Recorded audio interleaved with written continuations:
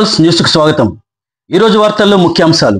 Vizianagaram YSRCP office సిరి సహస్ర palace విజయనగరంలో విజయనగరం జిల్లా పరిషత్ ZP chairperson మజ్జి శ్రీనివాసరావు మీడియాతో మాట్లాడుతూ తుఫాను కారణంగా నష్టపోయిన వరి, మొక్కజొన్న, పత్తి రైతులకు తక్షణమే ప్రభుత్వం సహాయం చేసి రైతులను ఆదుకోవాలని, గత వైసీపీ ప్రభుత్వంలో రైతులకు 0% ఇన్సూరెన్స్ ఇచ్చిందని, ఇప్పుడు ప్రతి రైతు దగ్గర 200 రూపాయల ఇన్సూరెన్స్ వసూలు చేస్తున్నారని అన్నారు.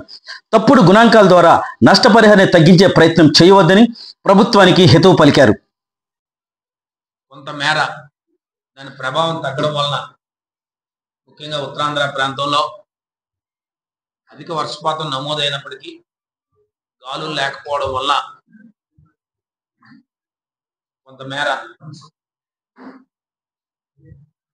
నష్టం వాటిల్లకపోవడం ఆ భగవంతుడు మరి మన యందు చల్లగా చూశారనే అనుకోవాలా.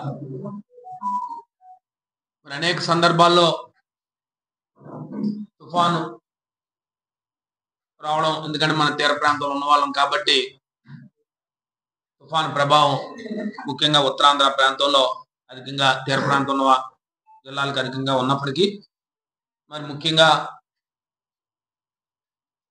మరి ప్రభుత్వాలు తుఫాను తీవ్రత వాతావరణ శాఖ వారు ఇప్పుడున్న అధునాతనమైన టెక్నాలజీ ద్వారా మరి శాటిలైట్ సిస్టమ్స్ ద్వారా మరి ముందస్తుగానే అందరినీ అప్రమత్తం చేయడం, దాని సందర్భంగా యంత్రాంగం అప్రమత్తం కావడం, ఇది అనేక సందర్భాల్లో జరుగుతూ ఉన్నాయి.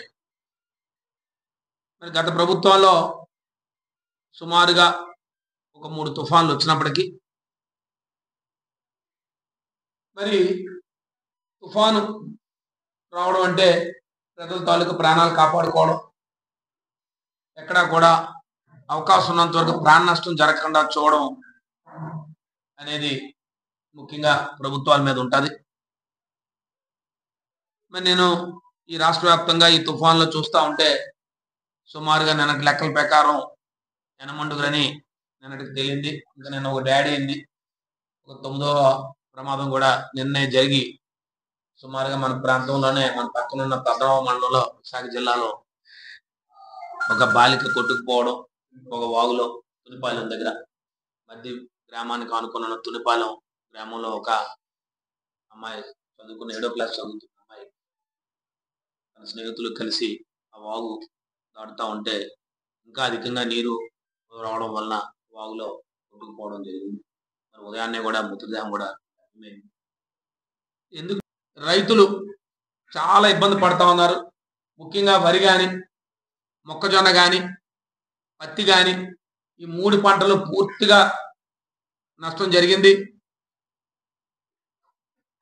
కేవలం గాలులు లేకపోవడం వల్ల పంట మనకేమీ నష్టం జరగలేదనే నివేదికలు ఇచ్చే ప్రయత్నాలు చేస్తున్నారు. నేను హార్టికల్చర్ అధికారులతో మాట్లాడుతూ వాళ్ళు చెప్తున్నారు,